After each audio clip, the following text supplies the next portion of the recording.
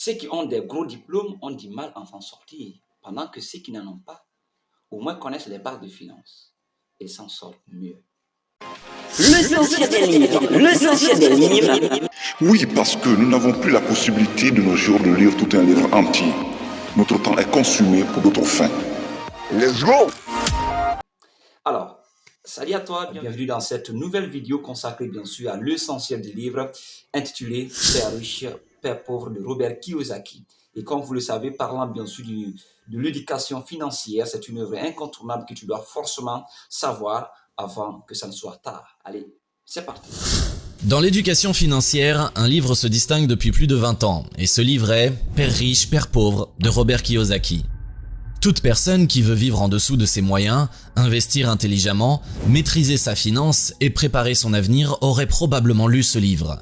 C'est un fait que l'école ne nous enseigne pas l'éducation financière, mais nous éduque à devenir des employés au lieu de faire de nous des entrepreneurs ou des investisseurs. Nous allons à l'école pour obtenir un diplôme, nous obtenons un diplôme pour avoir un emploi, et nous recherchons un emploi pour avoir un salaire. Et à partir de là, la société nous vend des idées pour nous garder pauvres toute notre vie. On achète une maison pour y habiter et on croit que c'est un actif, que c'est un très bon achat, alors qu'en réalité, c'est l'un des plus grands mensonges racontés aux gens. On s'endette pour acheter une voiture, alors que chaque année, elle perd beaucoup de sa valeur. On achète quotidiennement des choses qui ne nous rendent absolument pas heureux. C'est un cycle qui se perpétue depuis des années, et c'est le piège qui garde la plupart des gens dans la pauvreté. Nos parents, nos professeurs à l'université, tout le monde nous encourage à être des employés, à essentiellement travailler pour le compte de quelqu'un d'autre toute notre vie. Depuis l'enfance, on nous encourage à ne pas prendre de risques, à faire ce que tout le monde fait, et justement obtenir ce que tout le monde obtient. Nous sommes les 95% des gens qui consomment. Nous sommes les 95% des gens qui n'ont pas grand-chose, les 95% des gens qui ne sont pas totalement libres, les 95% qui se partagent 5% de la richesse.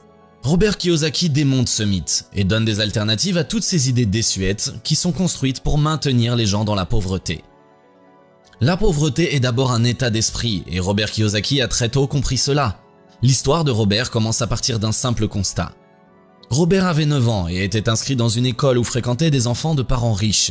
C'était un heureux hasard qui a fait que Robert est allé à la même école que ses enfants, puisque, le dit-il, si lui et son père avaient habité quelques rues à côté, il aurait été inscrit dans une autre école. Un jour, l'enfant qu'il était a demandé à son père biologique de lui apprendre comment devenir riche. Son père lui répond que pour devenir riche, il faut apprendre à faire de l'argent. Et papa, comment fait-on de l'argent ? Là commençaient à se dessiner les limites de son père biologique en ce qui a trait à l'intelligence financière. Il ne savait pas quoi répondre à son fils. Robert et son meilleur ami, Mike, avaient interprété littéralement le sens de l'expression.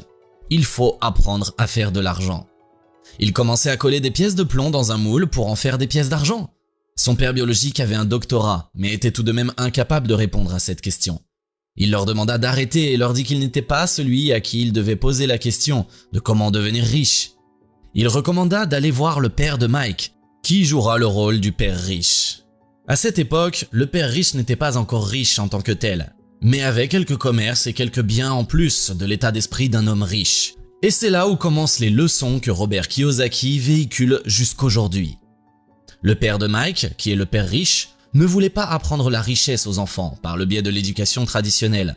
La première chose qu'il a faite pour qu'ils comprennent que les riches ne travaillent pas pour de l'argent, est qu'il les a embauchés à travailler pour lui sans leur payer un quelconque salaire significatif.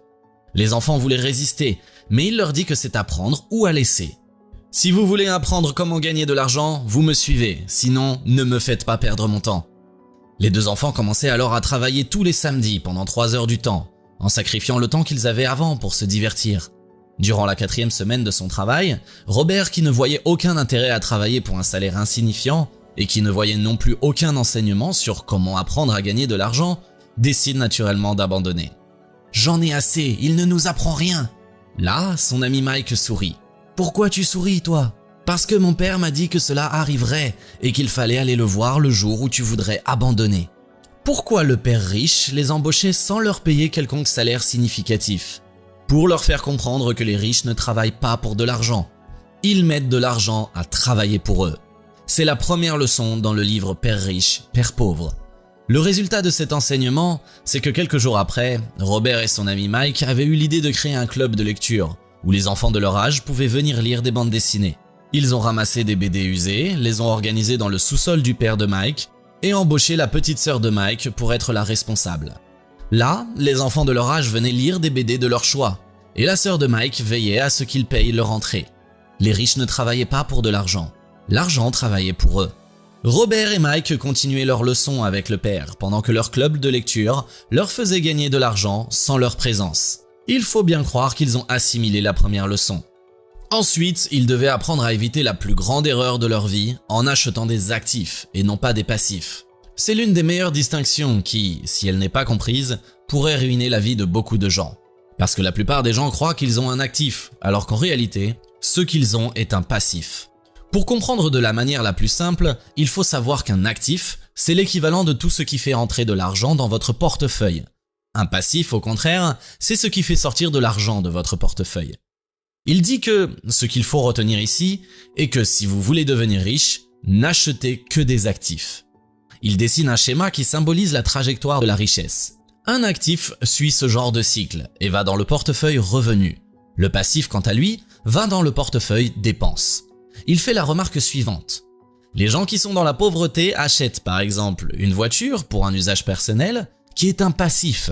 Cet achat va dans le portefeuille dépenses parce qu'il faut inclure tous les frais liés à la voiture, les frais d'entretien, l'assurance, le financement et le caractère dégressif de la voiture parce que chaque année, la voiture perd en valeur. En gros, cet achat ne rapporte rien en revenus. Les gens pauvres achètent aussi une maison qui croient à tort être un actif, alors que Robert estime qu'acheter une maison pour y habiter est un passif. Justement à cause de l'argent que ça vous enlève tous les mois. Il y a les frais d'entretien, l'assurance, l'hypothèque, les taxes. Et le pire est que, si vous êtes un employé et que vous achetez une maison pour y habiter, tout votre travail et tous vos efforts se concentrent dans les 3 scénarios suivants. Premièrement, vous travaillez pour quelqu'un, votre employeur.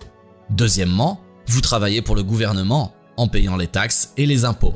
Troisièmement, vous travaillez pour la banque pour rembourser votre crédit. Pour Robert, c'est la principale raison pour laquelle les gens sont dans la pauvreté, parce qu'ils accumulent beaucoup de passifs. Ces mêmes gens croient aussi qu'en ayant un bon salaire avec une promotion, ils seront libres. Mais la réalité est que quand leurs revenus augmentent, leurs dépenses augmentent proportionnellement. Sans actifs, les revenus tirés du salaire s'acheminent dans les dépenses mensuelles à la fin du mois. Ils se retrouvent avec peu, donc il faut attendre le mois prochain et ainsi de suite. Robert compare cette situation à celle d'un hamster dans sa cage, qui tourne en rond en croyant qu'il va quelque part. Mais quand viendra demain matin, il sera toujours dans sa cage. Alors que les riches, de leur côté, ont un schéma totalement différent. Ils commencent par remplir la case des actifs. Ils achètent par exemple des maisons pour les louer, ce qui leur génère des revenus tous les mois dans le portefeuille revenus. Ils achètent encore des actions qui leur génèrent des dividendes ou encore achètent et vendent des biens avec une plus-value. Et voici la conséquence. Plus ils accumulent des actifs, plus leur liberté financière est garantie. L'actif, c'est ce qui vous fait rentrer de l'argent dans votre portefeuille. Le passif, c'est ce qui fait sortir de l'argent de votre portefeuille. Distinguez l'un de l'autre et achetez des actifs et non pas des passifs.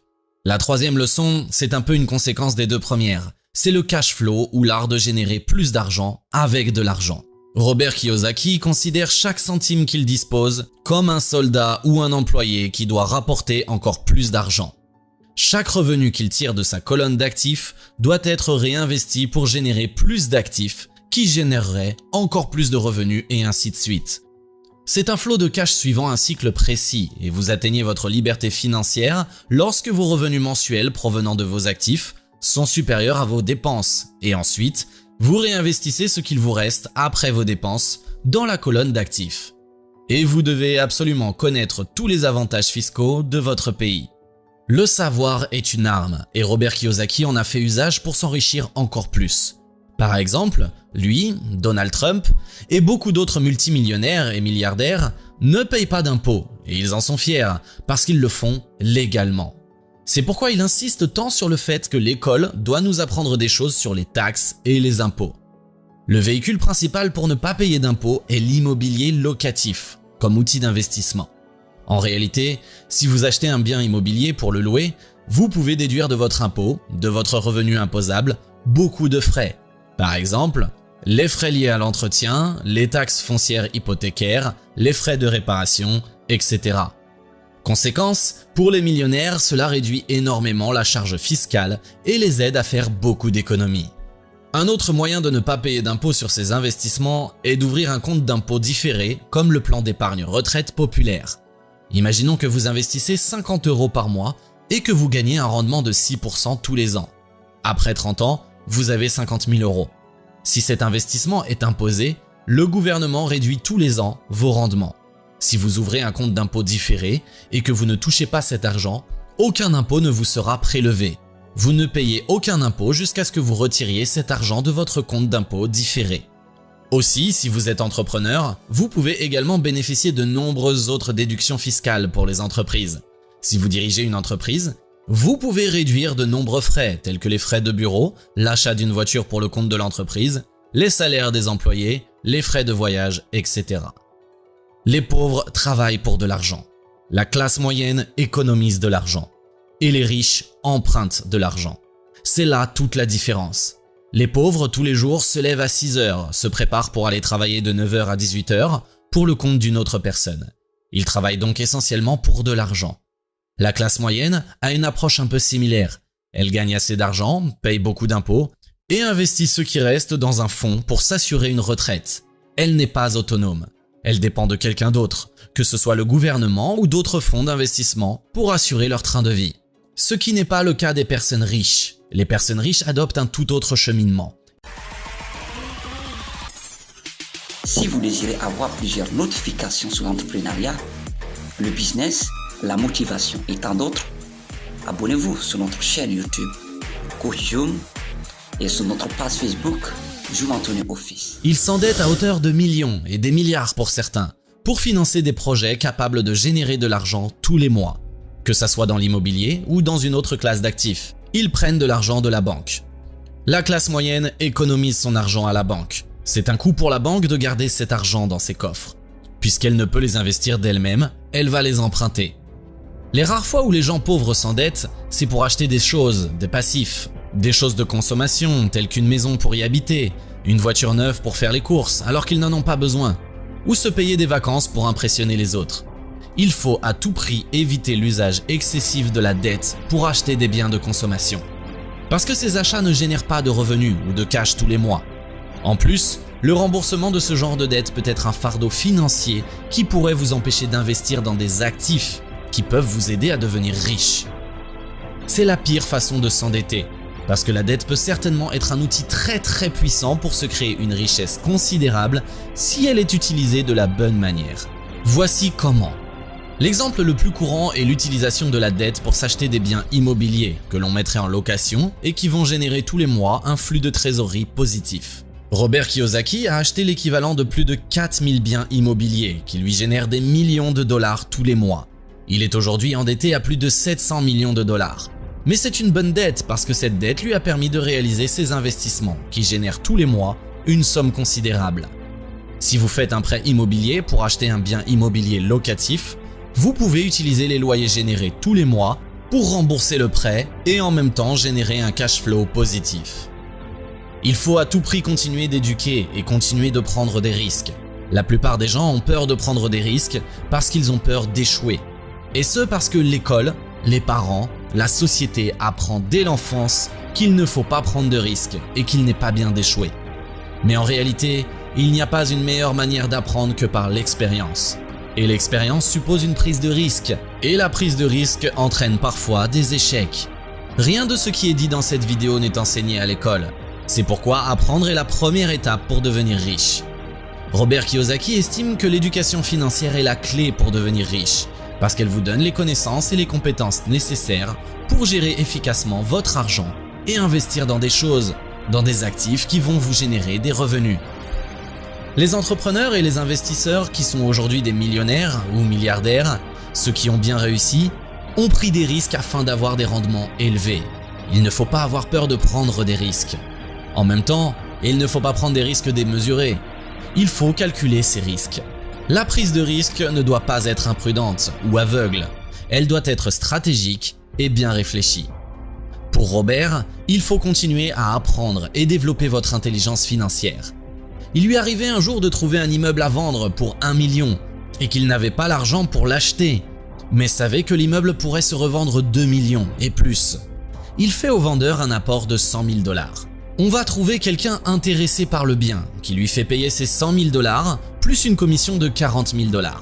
Deuxièmement, il a appris que l'intelligence financière permet aux riches d'emprunter, par exemple, leurs dépenses personnelles sur les dépenses de leur entreprise et non pas comme des dépenses personnelles, ce qui leur permet de payer moins d'impôts. Ces exemples symbolisent pour lui l'intelligence financière, qui est la synergie de la comptabilité, de l'investissement, de la loi et du marketing. Comprendre la loi, c'est comprendre comment fonctionne la réglementation sur l'impôt, les taxes de son pays. Comprendre le marketing, c'est comprendre comment pouvoir vendre une idée, un potentiel. L'investissement, c'est différencier les actifs des passifs et acheter des actifs, dégager une marge brute d'autofinancement, dépenser et réinvestir la différence dans encore plus d'actifs. Voilà ce qu'on peut retenir de Père riche, Père pauvre. J'espère que cette vidéo a été d'une quelconque utilité. Eh bien, c'est pratiquement terminé au compte, bien sûr, de cette vidéo. Si elle t'a plu, n'hésitez pas de la partager avec tes collègues parce que j'espère que c'est à travers ces œuvres que nous allons changer d'abord cette mentalité, le mindset et que nous allons devenir riches. Merci à toi. Quant à moi, c'était Jumaligui Anthony. Prends soin de toi. Hein. Nous sommes tous condamnés à réussir. À très bientôt.